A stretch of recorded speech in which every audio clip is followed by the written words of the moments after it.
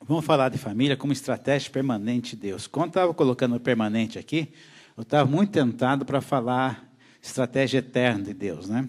Porque eterna tem uma conotação que é sem começo e sem fim. Permanente, pelo menos, dá uma conotação que tem começo, né? Mas acho que também poderia colocar a família como estratégia eterna de Deus. Queria abordar aqui alguns aspectos, falar da família natural, do ponto de vista histórico e do ponto de vista pessoal. Depois também caminhar para a família espiritual e para a família divina. Então, esses são os grandes tópicos nossos. Já já ele vai aparecer aqui na... Mas o projetor está ligado? Está ligando.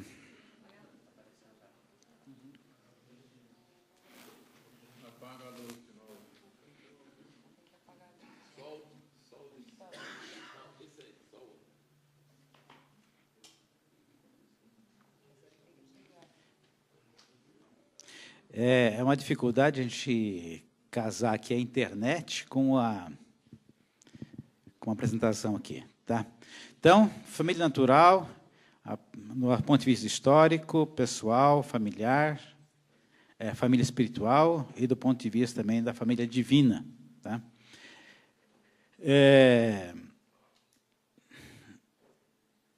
Gente, eu vou repetir os mesmos textos aqui em cada uma das duas introduções, que é só um plano geral, tá?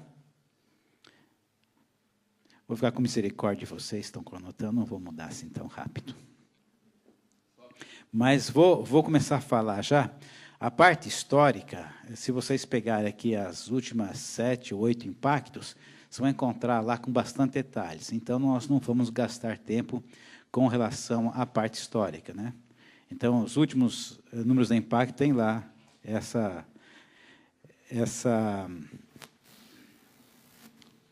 Gente, Felipe, o que você fez aqui?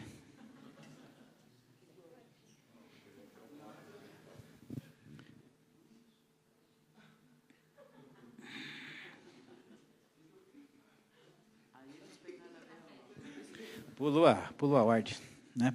Então, o que é a ponto de vista histórico? É que em todas as intervenções de Deus fez na história, todas elas, sem exceção, ele contou com a família, né? Então, desde a criação, né, toda a criação, toda a população universal, ela vem a partir de uma família de Eva e Adão, ou Adão e Eva, né? A preservação, né, o maior projeto de preservação da história da humanidade, capitaneada por Noé, é a família de Noé, sua esposa, seus filhos, suas noras, é que vai compor a nova civilização depois do dilúvio. A eleição, né? Outro momento importante na história também, uma família saída de Abraão, uma família com muitas características especiais lá, que a gente não vai entrar em detalhes aqui, mas que vale a pena depois dar uma olhada lá nesse impacto.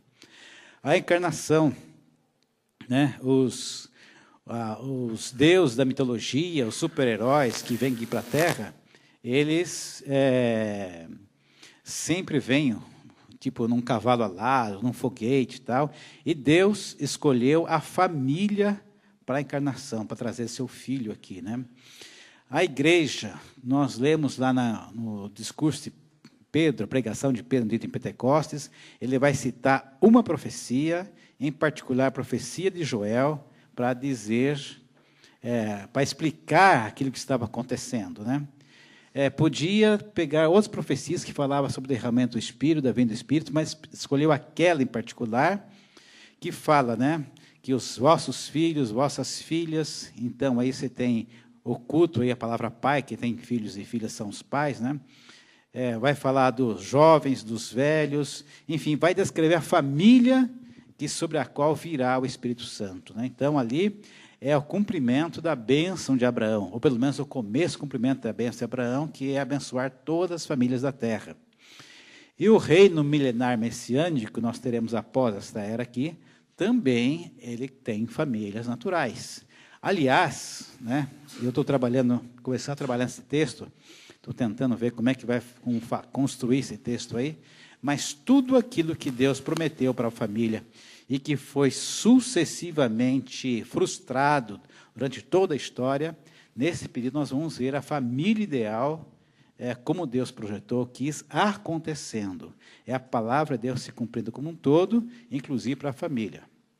Então, os melhores tempos ainda estão para vir a respeito da família. Deus também colocou leis de proteção familiar, né, durante todo o cuidado dele durante a história, tem lá muitas leis de proteção à família. Eu vou citar apenas algumas aqui, mas Deus colocou isso na Constituição maior e depois detalhou em leis menores, né? Então, honrar pai e mãe, não cobiçar a mulher do outro, a pureza sexual, acolhimento de órfãos, cuidados com as viúvas.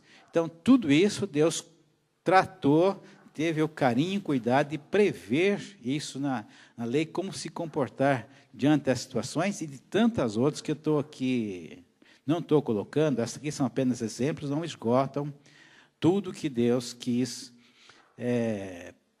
desejou a respeito da família. Então, durante toda a Bíblia, nós vamos encontrar Deus dando um valor, uma atenção especial à família, né? Aqui não estou nem dizendo da saída do Egito, da organização do povo de Israel, tudo mais tal, do retorno dos exilados, da reconstrução dos muros. Então, você vai encontrar muitos exemplos de como que era, né, a importância da família no povo de Deus. Então, nós podemos apropriar o seguinte, que Deus valoriza a família. Então, quando nós lemos os relatos, as falas de Jesus a respeito da família, nós não podemos imaginar que seja contrário disso. Deus está deixando a família para um segundo plano, na fala de Jesus. Por exemplo, quem não deixar pai e mãe, né, quero ver que a terra esteja ardendo em fogo e haverá divisão de pais contra filhos, filhos contra pais. Quem são, né, a minha mãe, os meus irmãos, são aqueles que fazem a vontade de Deus. Essas coisas são tidas assim como uma ideia de que Jesus está desvalorizando a família. Mas sendo Jesus a expressa, né, imagem de Deus, ele não está contradizendo toda a história do Velho Testamento. Pelo contrário, está reafirmando. Então, se nós temos uma ideia de que Jesus está desvalorizando a família, não é isso que é o pensamento, o conceito bíblico. Então, nós temos que rever posições como essa, né? Eu, particularmente, vejo aquela situação, né? Quem são a minha mãe e os meus irmãos? Depois ele olha para aqueles que estão ali junto dele, são os que fazem a vontade de Deus. Não é que ele está reduzindo a importância da família natural, mas ele está exatamente colocando dentro da intimidade da casa dele aqueles que fazem a vontade do Pai, fazendo uma relação da sua família natural com a família espiritual, com a família divina. Então, não é um recurso que está usando para dizer o seguinte, a obra é prioridade à família. Não é isso. Antes de ter o celibato na Igreja Católica, então, qual que era o conselho quando alguém queria entrar para o clero? É que deixasse a família, que abandonasse a esposa, que abandonasse a família para se dedicar exclusivamente ao ministério. Diga, Romilton.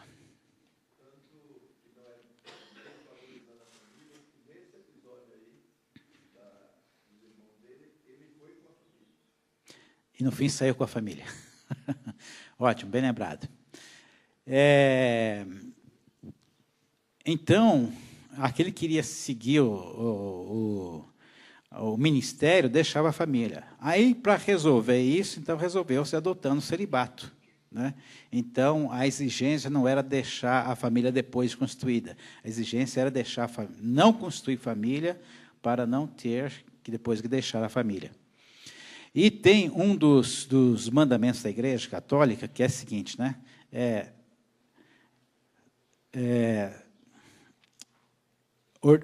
Ordem ou matrimônio. Ou você se ordena, ou você se casa, né?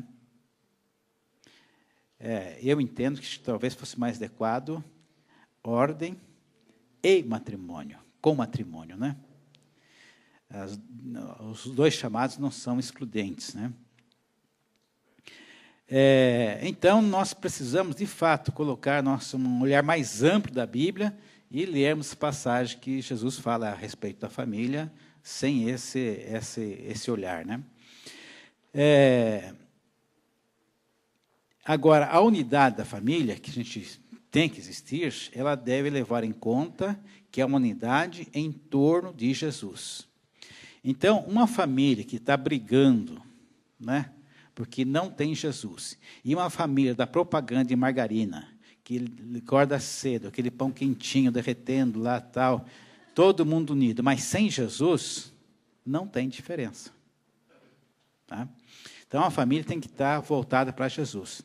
E, muitas vezes, quando Jesus fala que haveria briga entre pai e filho, sogra e nora, né, assim por diante, os inimigos da casa, os inimigos estão dentro da própria casa, é que a busca pelo centro, pela unidade de Deus, não podemos abrir mão disso, mesmo que seja dentro da família. Se a família está caminhando para um outro centro, a nossa função é de mostrar que o centro para a família é Jesus. Tá?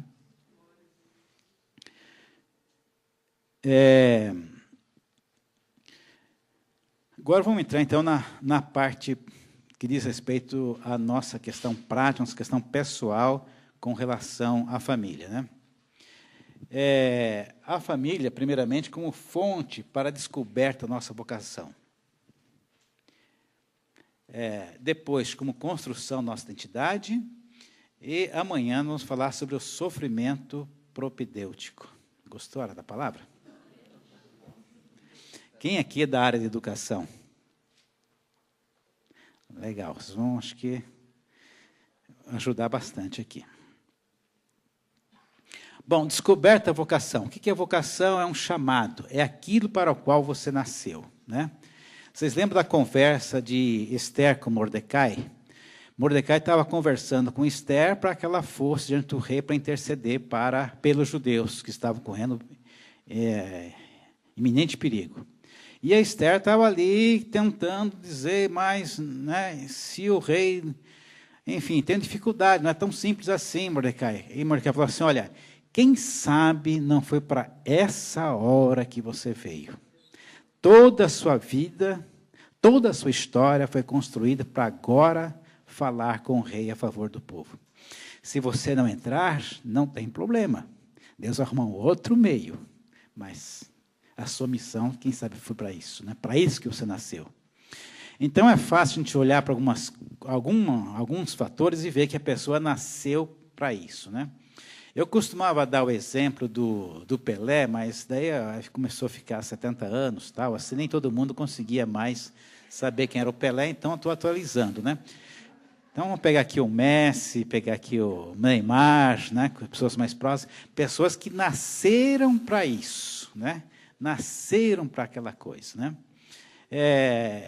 E não é só os famosos que têm vocação, pessoas sem fama também são vocacionadas.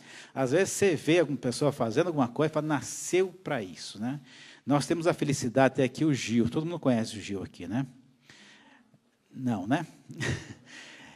O Gil, ele faz de tudo, entende de tudo, né? Desde mexer com gado que precisar, parte elétrica, construção civil em geral. Ele é muito engenhoso, cria as coisas, tudo mais e tal. Então, ele está com há muitos anos já, e a gente olha assim, olha, nasceu para isso, né? Ele consegue ter a habilidade de se relacionar com todo mundo sem ser assim inoportuno, mas também sem ser omisso, né? Enfim. É uma pessoa que nasceu para isso, né? Então, nós precisamos descobrir, como nós ouvimos ontem, né, para que nós nascemos. E aí, então, nós temos alegria nisso. Todos nós nascemos para alguma coisa, né? Quando a pessoa descobre aquilo que ela nasceu, ela vai se dedicar àquilo lá e vai ter sucesso naquilo, tá? Quando a pessoa não sabe que nasceu, ela fica tirando tudo quanto é lado, sem alvo, né? não tem vento favorável para quem não sabe para onde vai. E tem pessoas que descobrem em Deus para que ela veio. E tem pessoas que descobrem para que ela veio sem Deus também, descobriu sua vocação. A diferença de quem descobre em Deus sua vocação é que ela vai transferir a glória daquilo para Deus. E a pessoa que descobre sem Deus com a sua vocação vai ter sucesso, mas fica se apropriando da glória para si mesmo, como se fosse algo natural dela, né? Mas precisamos entender que Deus nos deu uma vocação. Tem um termo que parece contraditório, né? Ovelha perdida. Se a ovelha, né, não devia estar perdida, né? Aqui tem uma das ovelhas, você viram um rebanho até aqui, tem uma ovelha, uma marronzinha, que ela está sempre distante, né? E ela é audaciosa, ela vai lá na cozinha, às vezes, lá botar a cara, sozinha, né? E daqui a pouco ela acorda assim, vê que não tem ninguém, começa a berrar e procurar, tal. É uma ovelha perdida. Jesus falou da ovelha perdida, né? Que deveriam ser primeiramente as ovelhas perdidas da casa de Israel. Então, tem pessoas que estão na condição de ovelha, mas que não foram achadas, né? Ou não se acharam. Qual a definição de um perdido, né? Uma definição boa, eu penso, aquela imagem do cachorro que cai da mudança no meio do caminho, né? Quando não tinha graneiro, não tinha Lusitano, não tinha essas empresas aí e tal, como que se fazia a mudança, né? Punha tudo em cima do caminhão, amarrava o cachorrinho lá em cima e tal, e ó, né? Mudava-se desse jeito, não tinha caminhão-baú. E lá pelas tantas, o cachorro caía da mudança, ninguém percebia, e ia embora. E o coitado do cachorro, perdido no meio da estrada, né? Então, se nós somos ovelhas, se nós somos salvos, e o salvo é o contrário de perdido, então a experiência de salvação, de que nós encontramos o Senhor, deveria também resolver a nosso problema existencial de saber quem nós somos. Não deveriam mais ser perdidos depois de encontrar com Jesus. Mas, com o passar do tempo, nós começamos a entender o seguinte: uma coisa é a salvação para todo mundo. E para alguns, né, mais dedicados, né, mais espirituais, esse aí tem a vocação, né? Por quê? Vocação passou a ser um sinônimo de clero. Leigo todo mundo é, o salvo, né, leigo pode ser salvo, mas ter a vocação, ser sacerdote, é só para alguns. Isso não é verdade, né? A vocação é para todos. Então, a nossa conversão deveria ser também uma experiência de encontrar-se com a nossa vocação. Para que nós viemos? O que nós viemos fazer nessa terra? Bom, nós temos também uma vocação que a gente vê aqui muito, a vocação do ponto de vista bíblico, né? Então, algumas biografias que estão na Bíblia, citando algumas, Jacó, por exemplo, né?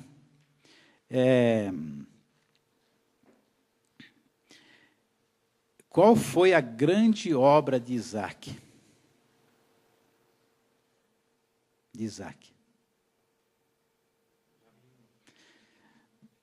Qual foi a maior obra de Isaac, gente? Vocês estão pensando, é difícil de achar aí, né? Jacó, né? Isaac é o único patriarca ali do pós-diluviano que ele só tem uma esposa, né? Porque ele representa Cristo, né? Bom, mas a grande missão de Isaac foi de trazer Jacó.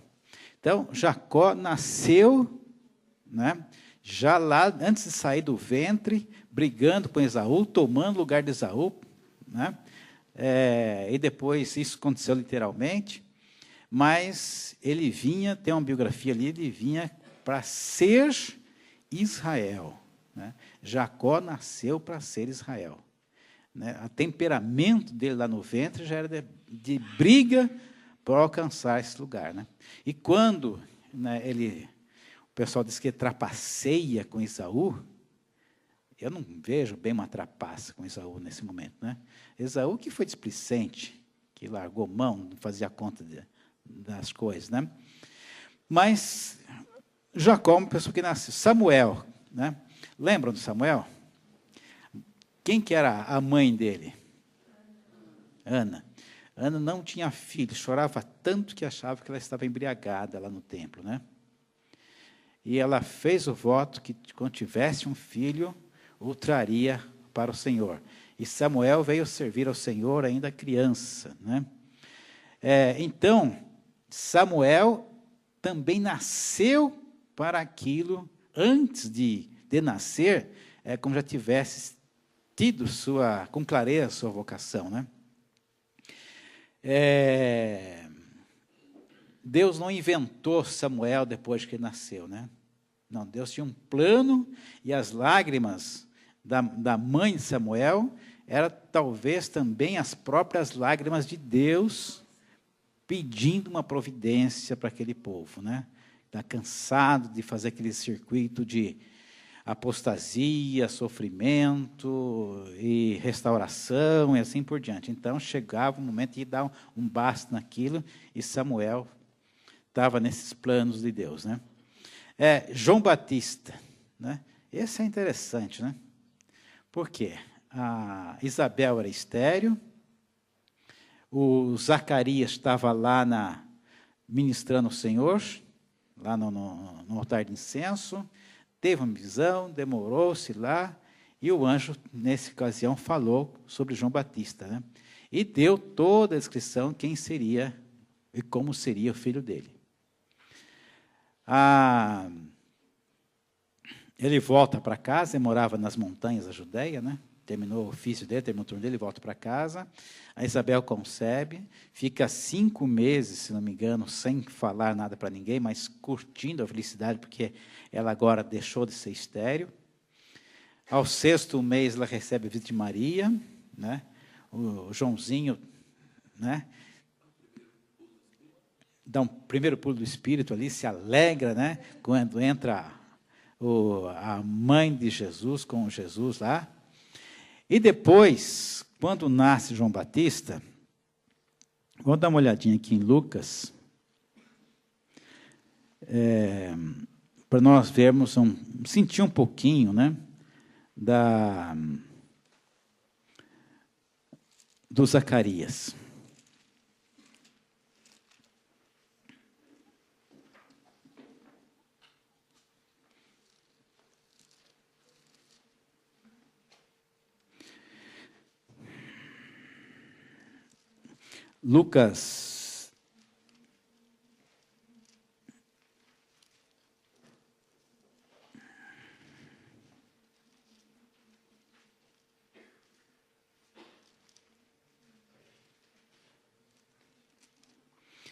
Lucas 2,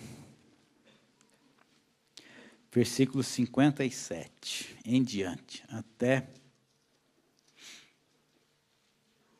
Não, 57. Lucas 2, versículo 57. Desculpe, 1.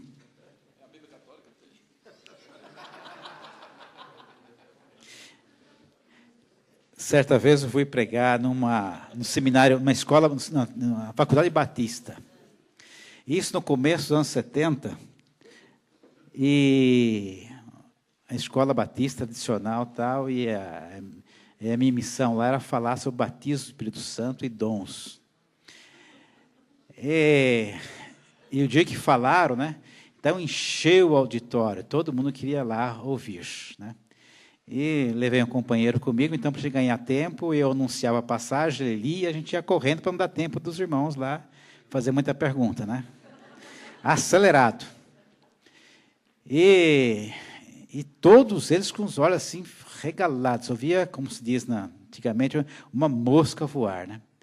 E lá pelas tantas, já, eu todo animado, empolgado lá, eu quis falar sobre a experiência de Cornélio, batismo do Espírito Santo de Cornélio e tal. Eu falei, gente, agora vamos abrir em Cornélio 10. Gente, quase que apanho, né? Antes de... até quem estava dormindo acordou. Aí eu falei, vocês pensaram que ele é da Bíblia Católica, né? Mas é Atos 10. Então, 57, 66 em diante. 57, depois vamos para 66, aí vamos em frente, tá? Isabel cumpriu-se o tempo de dar à luz e teve um filho. Todos os que as ouviram guardavam-nas no coração, dizendo: que virá a ser, pois, este menino? E a mão do Senhor estava sobre ele. Então, quando nasceu, foi aquela euforia lá, tal, qual o nome dele? Zacarias, não é Zacarias, tal. Aí Zacarias escreve lá na tabuinha, João, o nome dele, tal, e aí o pessoal pergunta o seguinte, né? Que virá a ser, pois, esse menino? Né? É uma pergunta que todos nós, como pais, deveríamos olhar para os filhos e perguntar isso aí, né? Que virá a ser, pois, esse menino? Né? Por quê? Os pais têm uma participação muito importante na vida de seu filho. Agora, eles perguntavam que viria a ser esse menino, mas Zacarias sabia. Zacarias, seu pai, cheio de espírito, profetizou, dizendo: bendito seja o Senhor, Deus de Israel, porque visitou e redimiu o seu povo, e nos citou plena e poderosa salvação na casa de Davi, seu servo, como prometera, desde a antiguidade, por boca dos seus santos profetas, para nos libertar dos nossos inimigos e das mãos de todos que nos odeiam, para usar de misericórdia com os nossos pais, e lembrar da sua santa aliança e do juramento que fez a Abraão, nosso pai, e conceder-nos que, livres das mãos do inimigo, adorássemos sem temor, santidade e justiça perante ele todos os dias. Até aqui, Zacarias está falando de quem? De João? De Jesus. Né? Até os 65, Zacarias fala de Jesus. E agora vai falar do João. Tu, menino, serás chamado profeta do Altíssimo, porque precederás o Senhor, preparando-lhe o caminho, para dar a seu povo conhecimento e salvação, no redimir os seus pecados, graças à entranhável misericórdia do nosso Deus, pela qual nos visitará o sol nascente das alturas, para iluminar os que jazem nas trevas, na sombra da morte, e dirigir nossos pés pelo caminho da paz. O menino crescia e fortalecia em espírito, viveu nos desertos, até o dia em que havia de se manifestar a Israel. Bom, então, algumas coisas nós aprendemos com Zacarias aqui. Né? Primeiro, Zacarias sabia quem era esse menino. Imagina, né? Era o primeiro e talvez que tenha sido o único filho de Zacarias. Era para continuar a linhagem sacerdotal. Mas não podia continuar a linhagem sacerdotal porque João Batista não seria um sacerdote. Deus o queria como profeta. Então, Zacarias ia continuar sem a sucessão lá na sua família. Era um levita agora sem continuar com a sucessão sacerdotal. Outra coisa também é o seguinte, né, que isso que servia para João Batista é para nós também. Zacarias entendia quem era João Batista na perspectiva de Jesus. Então, qualquer vocação, qualquer chamado que nós temos, serve para nossa vida, nossos filhos, ele sempre vai ser compreensível se você olhar da perspectiva de Jesus. Não dá para inventar alguma coisa. Né? A nossa vocação está na perspectiva de Jesus. E diria até com mais ênfase, a nossa vocação está em Jesus. Fora disso, né, qualquer exame, qualquer teste vocacional, psicológico, né, não vai corresponder ao propósito de Deus.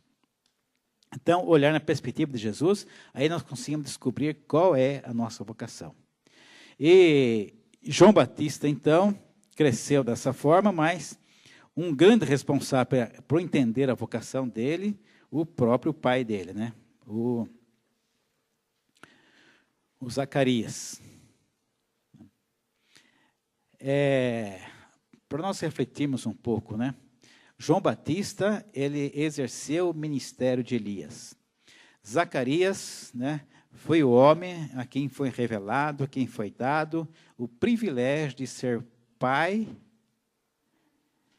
de João Batista, que faria o ministério de Elias. Né?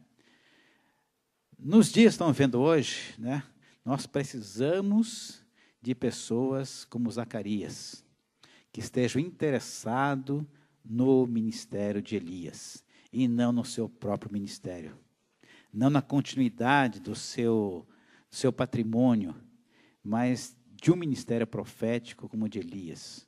né? Hoje precisa de Zacarias, né? Essa é a conversão do coração dos pais aos filhos, pessoas que se interessem pelo chamado, pela vocação do seu filho. Precisamos despertar, dar luz aos João Batistas, aos Elias aí, né?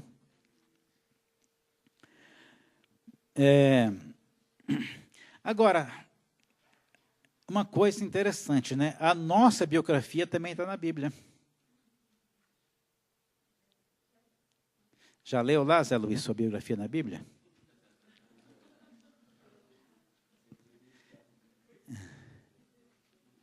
E não é comer tanto frango, né?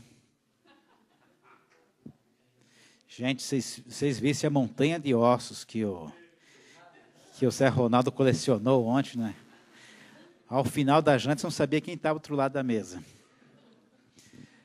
Bom, mas quando nós lemos Salmo 139, aquilo diz respeito a nós, né? Nós não fomos fruto de um descuido de Deus, mas Deus planejou, antes de nós nascermos, cada tecido, né? Cada célula nossa, Deus planejou, né? Antes que nós viéssemos à luz, Deus já sabia como nós éramos. E ali tem uma descrição física de nós, né? Eu acho que o pessoal que trabalha com genética e que crê em Deus, né, deve ficar assim, né, babando no Salmo 139, né? De ver ali o cuidado de Deus e tal. Mas só que Deus não formou só nosso corpo, formou também nossa alma e nosso espírito, né? Deu uma identidade para nós, é uma missão para nós, antes de nós nascermos. Então, aquilo que Deus quer que nós venhamos a fazer, nossa vida, Deus nos deu condições, deu potencial para que já tivesse em nós. Isso, né?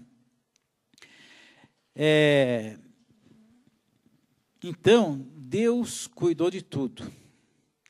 Deus, ele é artesanal, Deus não é industrial, né? Qual que é a diferença de um artesanal, de uma obra de arte? Ela é ímpar, ela é irrepetível, né?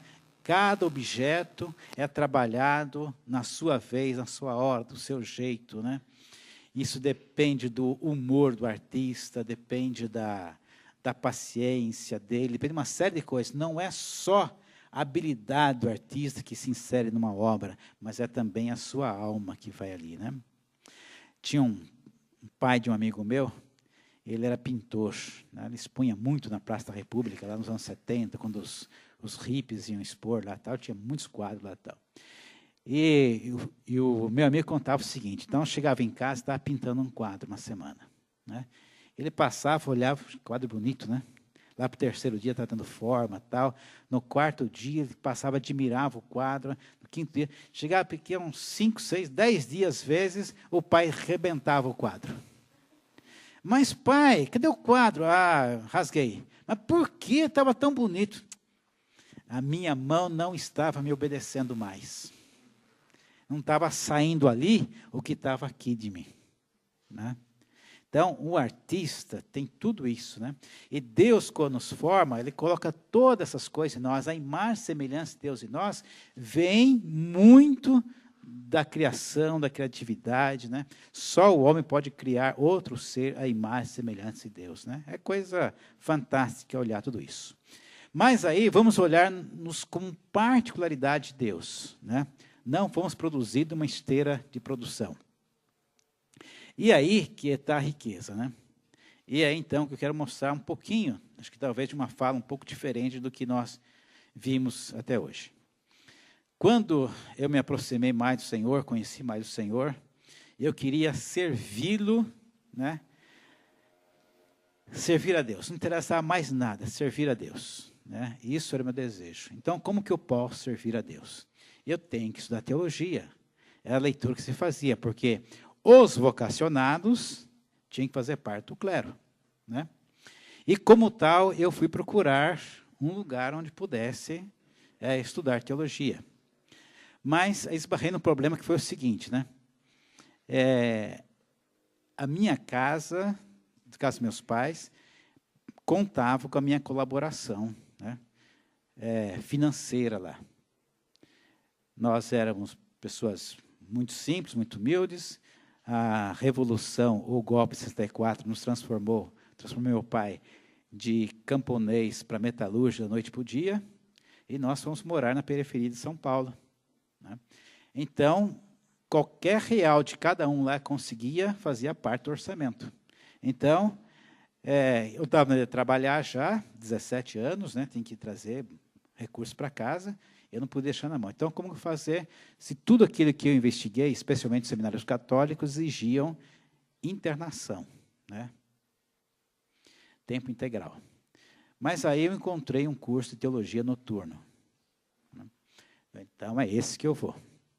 Levantava cedinho todo dia, trabalhava o dia todo. Quem mora na periferia de São Paulo sabe o que é um trem lotado, cheio, né? Você não pode erguer o pé, depois você não acha mais espaço para voltar no chão.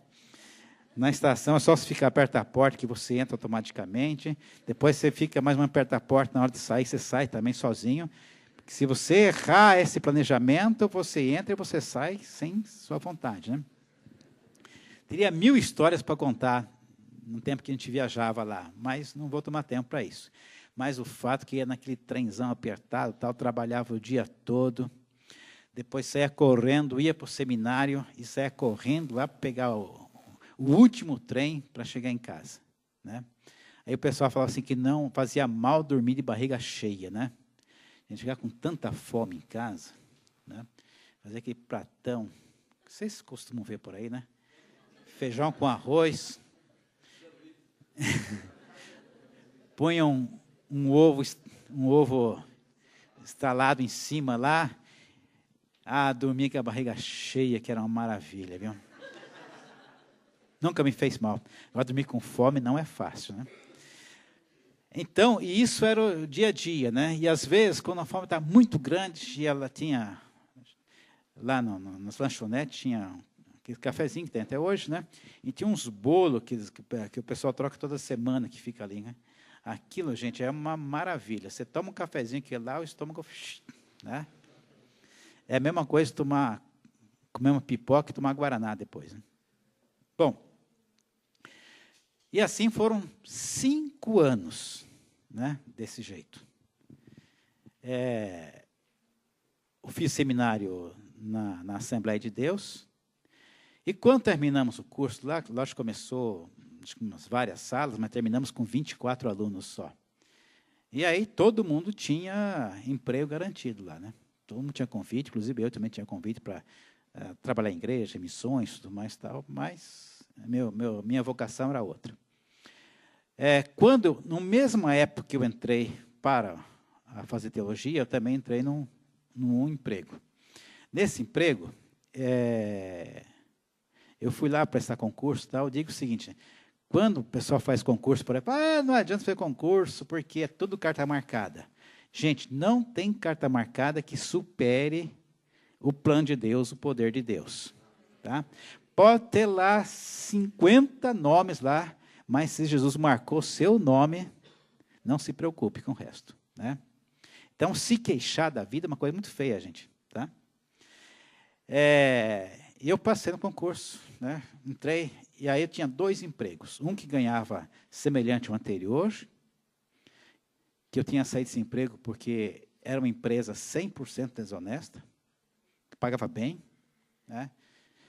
Mas a oferta é o seguinte: um emprego, Deus falou comigo, eu vou te dar o necessário. Esse segundo emprego, foi no concurso lá, dava para pagar o seminário e sobrava para me dar em casa também, pagar a passagem, almoço e tal.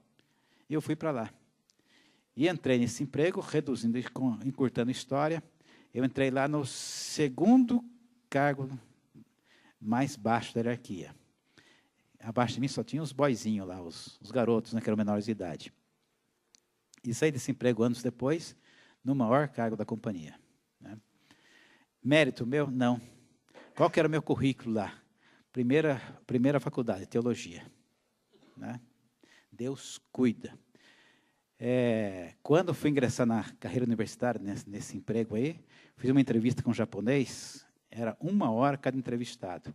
Eu gastei, acho que 10 minutos nós falamos do serviço e outros 50 minutos falei de Jesus para ele. Saí feliz da vida da sala dele, porque achei que Deus armou todo aquele cenário de concurso, mas estava para falar de Jesus para ele. Mas não, depois, entre 15 pessoas, entre advogados, administradores, economistas, mais tal, o teólogo tinha sua vaga lá, né? Deus marca a gente, né? Se é jogo de carta marcada, quem te marcou foi Deus.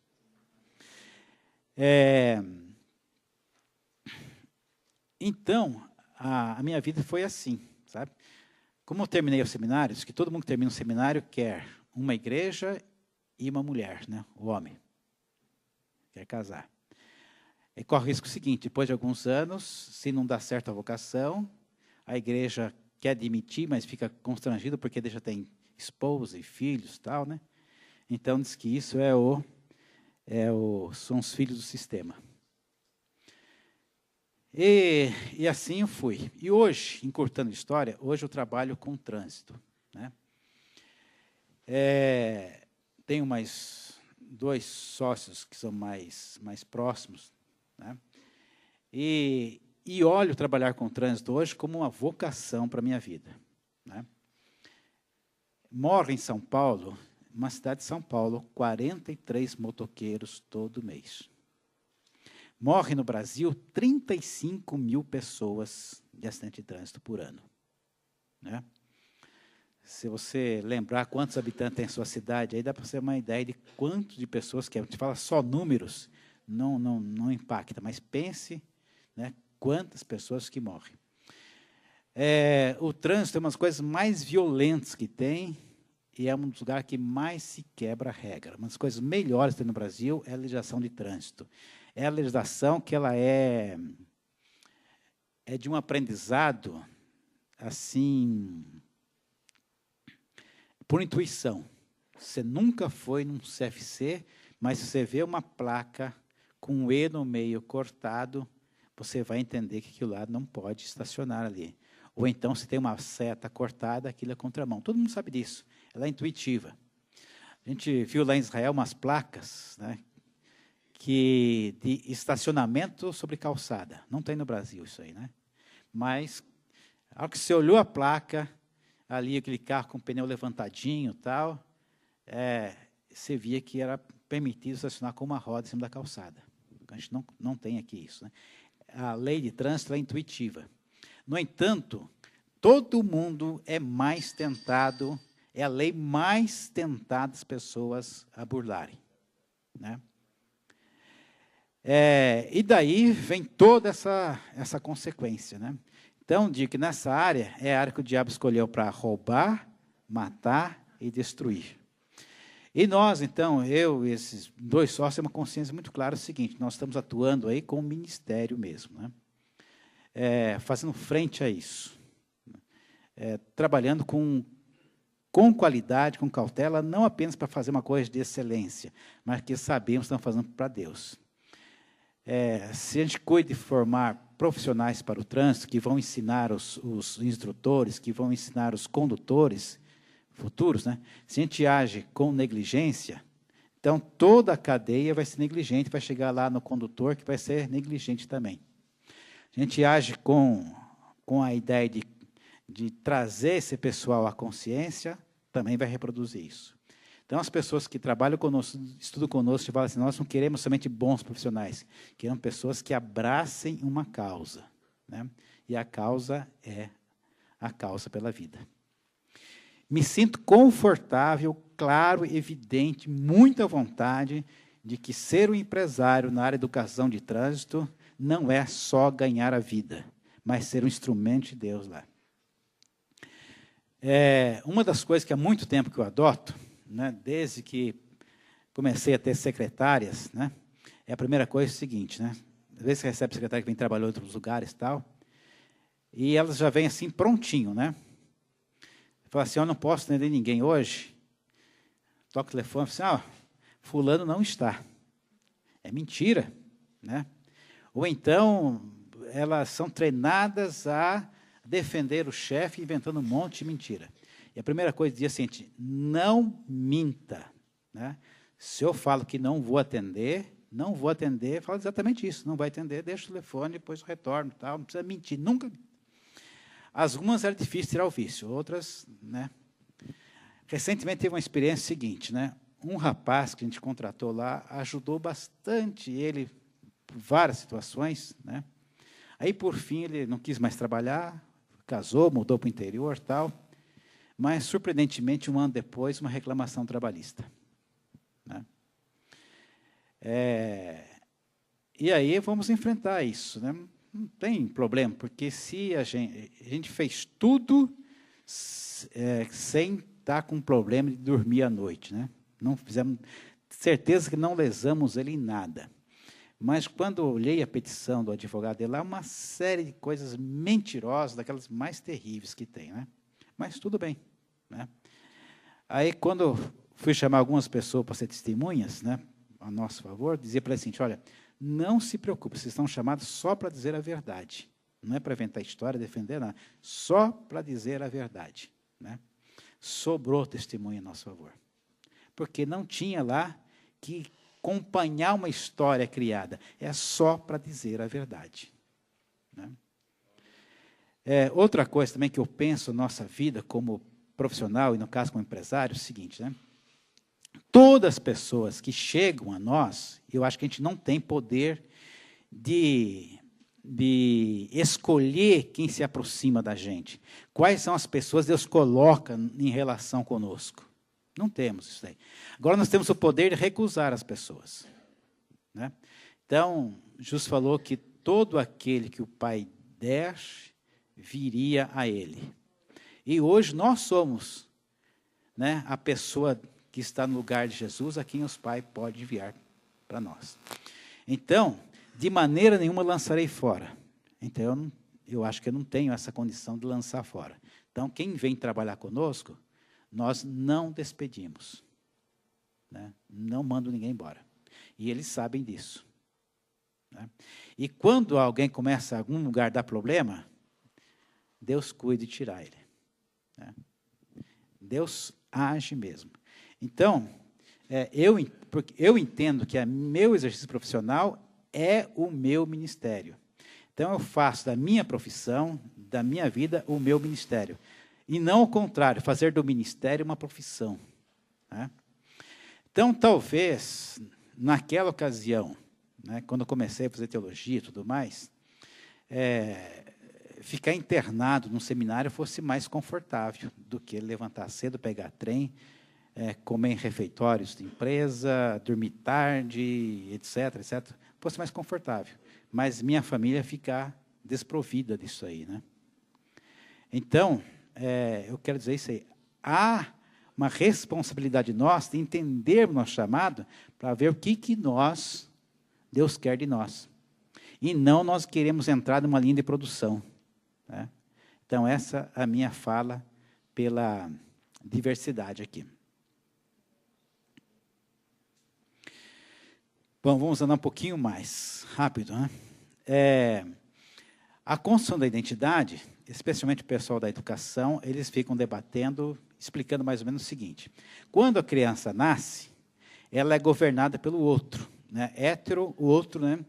Então, obviamente, um bebê tem todos os cuidados que o outro tem. E à medida que a criança vai crescendo, o educador, os pais, quem quer que seja, tem que encaminhar essa criança para a sua autonomia, que ele passe a decidir as coisas por si só. A pessoa que não aprende, né, e às vezes isso implica alguns erros, decisões erradas, a pessoa que é poupada de decidir, de aprender por si só, ela vai ser uma pessoa eternamente governada pelo outro, não tem autonomia, não tem opinião própria. Né? Então, isso aqui, especialmente o pessoal da psicologia e educação, gosta muito disso. Tá? Eu quero apresentar uma outra possibilidade. A teonomia, né? Que é o governo de Deus, e a neotonomia, que é um governo de Deus por escolha consciente. Né? Eu vou explicar um pouquinho melhor isso aqui. A teonomia, eu digo ainda é o seguinte, que ela está naquele momento, quando nós estamos na mente de Deus, quando nós estamos em gestação no ventre da mãe, né? Ninguém tem poder sobre aquilo. Quantas pessoas que foram tentadas ser abortadas e não conseguiram, né? O procedimento de aborto ficou frustrado, né? Quantas pessoas acontece? Que Deus é que está no comando aquilo lá. E depois, quando nós nascemos também, tem algumas coisas que a pessoa pode até pensar que está no comando, mas que está no comando é Deus ainda. Uma das coisas tão interessantes, a criança chora, a mãe produz leite, né? Ela não pode falar assim, eu não vou produzir leite agora, né? A criança chorou com fome, a mãe produz leite. Então, da teonomia para a heteronomia, não é um processo, nasceu, veio à luz, está resolvido, né? Não, é um processo que Deus vai liberando aquilo lá, não é de um corte assim, né? Ontem eu estava dando risada, estava conversando com o Christopher, com a Mari, e eu estava olhando o Carlinhos catando o carrinho, ajeitando o carrinho, coisa assim, né? Mas ele tirou 2 finas, né? Do Zaf. Mas eu falei, meu Deus, ninguém viu, só eu que vi. Eu até me encolhi, né? A hora que ele deu um passo para trás, quase pisou nele, aí ele virou o carrinho, né? Penteou o cabelo do menino. Aí eu brinquei, falei, olha, diz que Deus guarda os bêbados e as crianças, né? Já viu o bêbado atravessar a rua? Né? A pessoa vai atravessar com cuidado, atropelado. O bêbado atravessa aquele jeito lá e não acontece nada. Mas...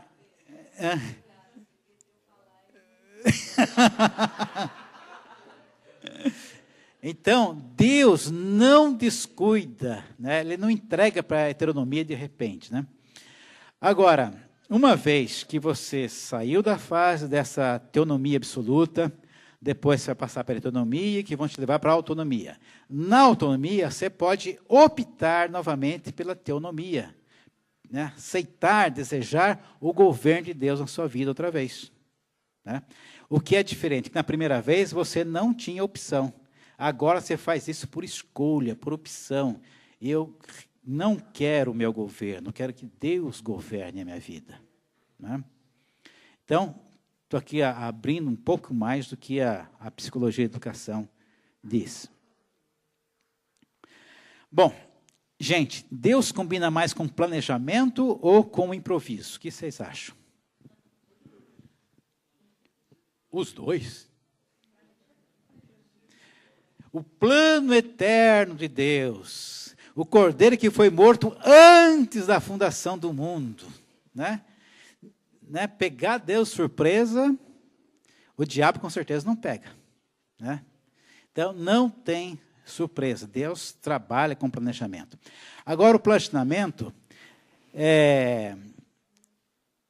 ele não quer dizer controle pessoal.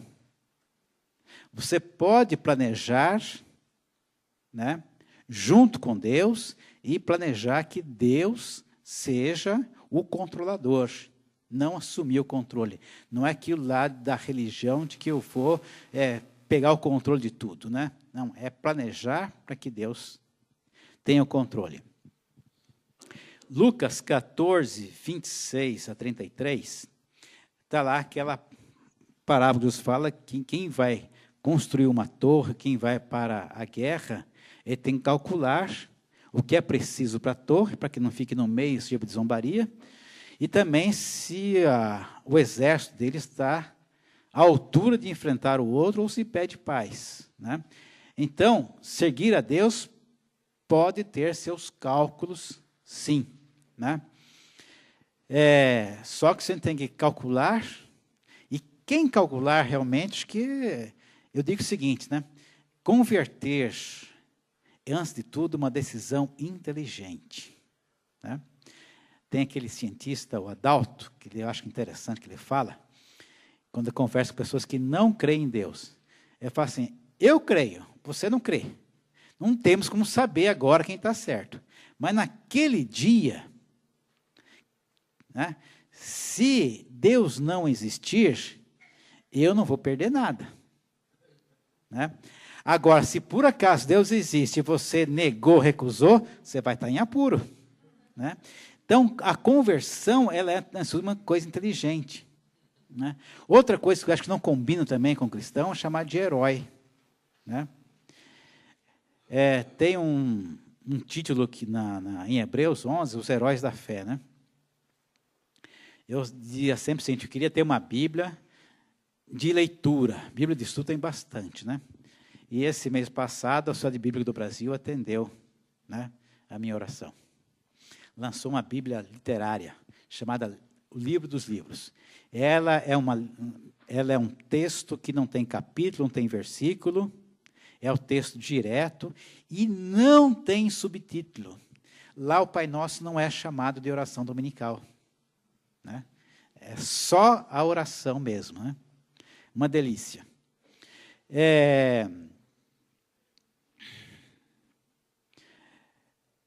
Aí o pessoal do improviso fala assim, o vento sobe onde quer, tudo mais tal. Né? Mas isso, a gente coloca junto com o Salmo 103, que fala que que Israel conhecia as obras de Deus, e Moisés conhecia os caminhos do Senhor. O Salmo 27, 11, fala tem oração, ensina-me, Senhor, os teus caminhos. Então, nós podemos conhecer antes, né? Saber antes. Moisés conhecia os caminhos de Deus e ele escreveu a lei. Né? Um legislador na democracia, então, quando ele vai escrever uma lei, ele tem que saber qual a intenção da sociedade, ou daquela parte da sociedade pretende, ele vai colocar num texto a intenção, a ideia daquela sociedade. Né? Então, tem que saber, isso aí chama-se o espírito da lei. Por que você escreveu essas coisas? Então, às vezes, quando você quer entender uma lei melhor, você pega lá os considerandos, que é a primeira coisa que vem antes da lei. Ou então, se tiver mais curiosidade, procura os debates que houveram na ocasião da lei. Então, precisa conhecer o espírito da lei, precisa conhecer a mente daquelas pessoas que pediram aquela lei. Então, Moisés conhecia a mente do Senhor, sabia o que ele queria legislar. Né?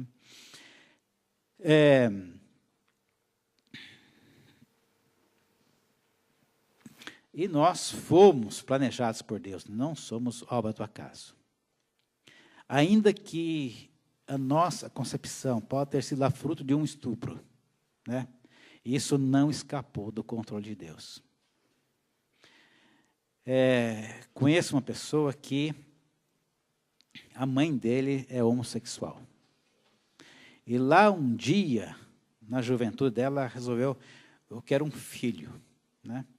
E ela foi, seduziu um homem, ficou grávida e teve só esse filho. E continuou a vida dela como dantes. Né? Estou resumindo aqui. Né? Isso pode parecer para ele, ou para qualquer pessoa, uma coisa horrorosa, né? Mas também pode ser construída uma linda história, né? Que Deus tinha determinado que ele iria nascer, né? É a teonomia de Deus em absoluto. E se nós somos planejados, né? Nós temos que levar em consideração todo o contexto,